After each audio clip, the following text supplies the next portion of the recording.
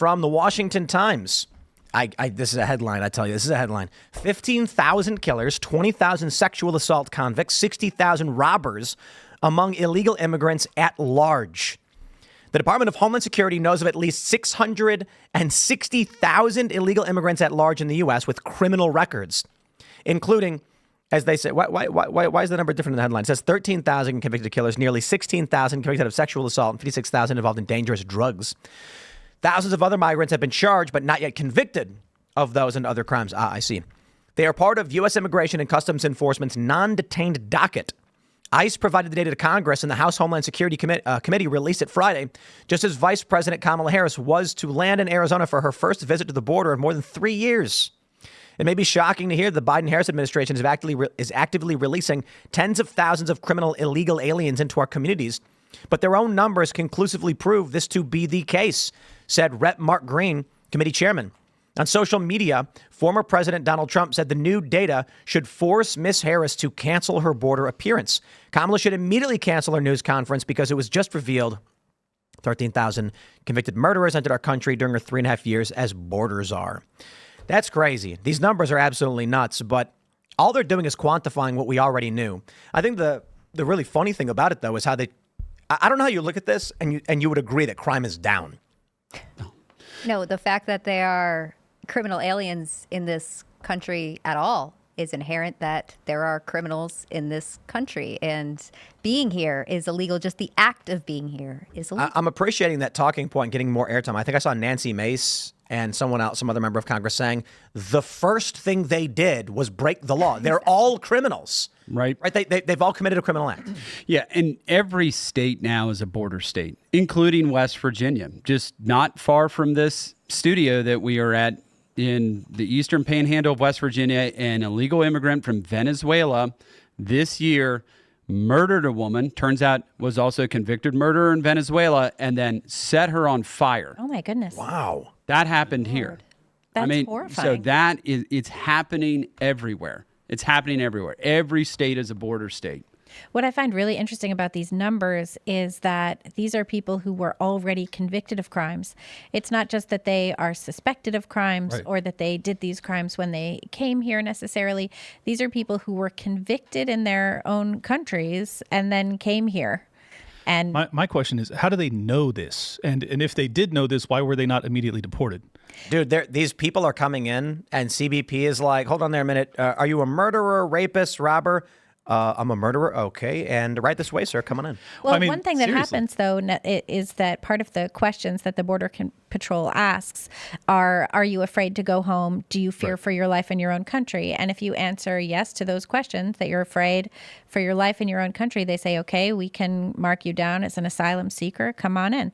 And because they removed the wait in Mexico policy, everyone is just waiting here.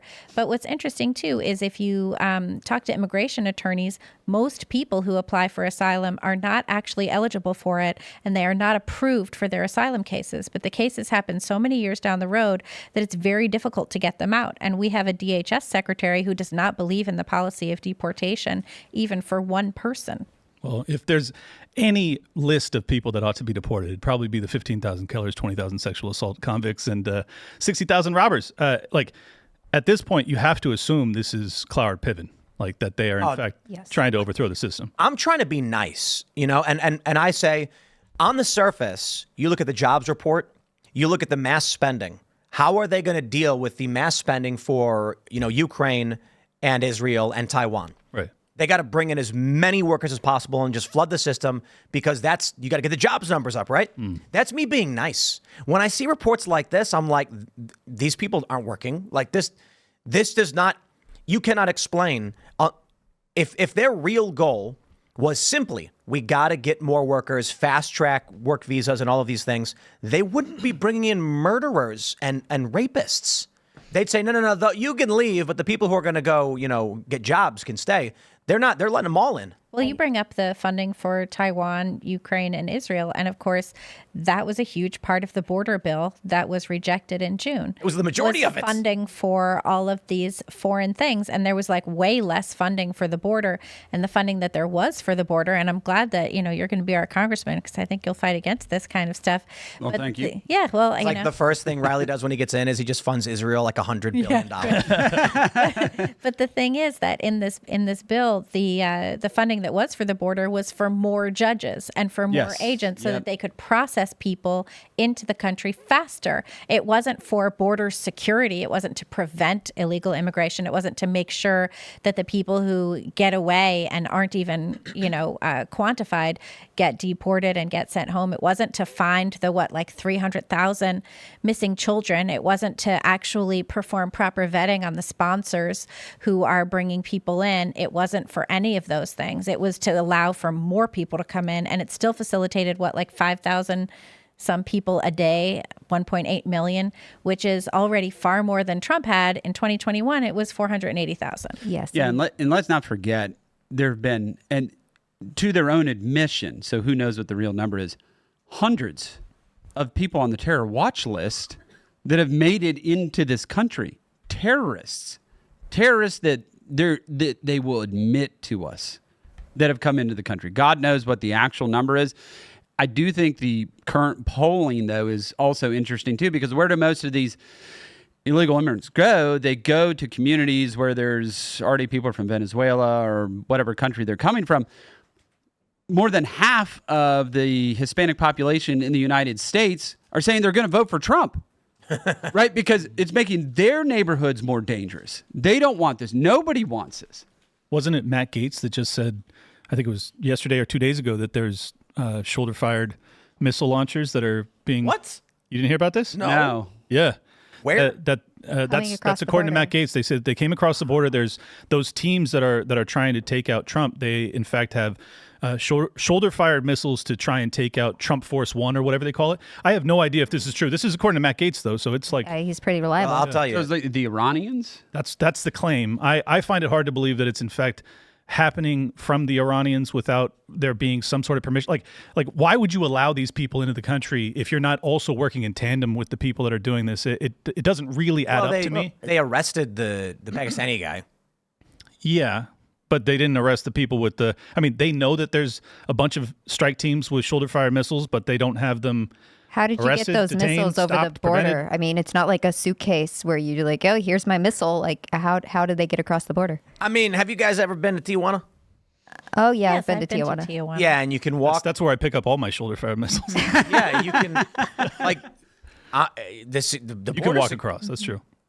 Well, you could swim. Yeah. There are people, because I'm hanging out in Tijuana and I'm on the beach, and you walk to the fence and there's a big hole in it. Mm-hmm. You can literally just walk through the hole, and then there's nothing on the other I side. guess it is pretty porous. I mean, it's literally a gigantic hole in the fence that I was like, I could, a fat person couldn't squeeze through it, but I could. Right. And then if you look way down, there was one CBP guy just standing there. And I'm like, I guess if you climb through, he sees you. But what they do is they have those things that you go underwater with. You ever see them? You like hold it, and then you like you pull the trigger, and then it's got jets and it pulls you. Uh-huh. And they're like fun. I don't know. But they have, they'll put on scuba gear and they'll go underwater. They go not that far up in Tijuana, and they just go underwater. Then they go, I don't know, 500 feet into the U.S. and then pop up and walk right in. That just And that's- sounds amazing. Like, lit them in the country if they went through all that trouble. Yeah, but when I was down there, I was talking to a guy. I had an Uber, and I was kind of scary, really. We're in this Uber, and the guy is like, "Oh, you are from America?" And I'm like, "Yeah." And he's like, "I used to live in America. I had to leave." And he basically said that he lived in like San Fran for a decade illegally. He was an illegal immigrant working an illegal job. And then he had to come down because his mom got sick or something. So when he tried to come back, he went with the cartels, who put up a 40-foot ladder, and he climbed the fence. And then when CBP came, they pulled it from him, and he fell down and broke his legs. Oof. And he was just like, I'm going to go back. And I'm like, geez, dude, that's like, it's so messed up. I don't know. Like the sentiment they have there is like whatever it takes to get into the United States. Well, that's the thing about our natural rights. Everything in the Bill of Rights applies to anybody with feet on our soil. So they get in 2 feet on the soil, and then they're entitled to have to have a hearing, to be entitled to the Fifth Amendment, to be entitled to the Sixth Amendment, to be entitled to the First Amendment. So that's what's so important about them getting in here, and they get in here and they get processed, and then they can go missing and they never show up for their trial 4 years later, because that's Joe Biden's dismissing them.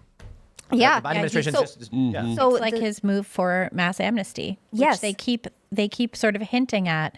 And if Kamala gets into office, I'm sure that it's just Yes. going to be an executive order of mass amnesty or something. So Congress is in charge per the Constitution. Congress is in charge of the naturalization process, but they need to have a uniform naturalization process for everybody. They can't just say, the southern border goers can get amnesty and everybody else has to go through a process. It has to be one general thing. So what they're trying to do is, in order to completely change the fabric of our country, they want to put these immigrants into these little towns in Ohio and in Pennsylvania and just install these immigrants into those places. And what that does, eventually, if they're naturalized, they go into the census, and the census is what determines the Electoral College.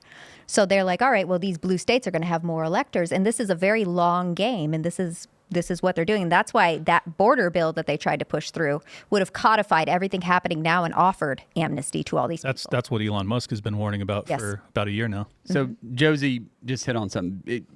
Just to put a finer point on it, the apportionment of congressional districts is not made up of citizens.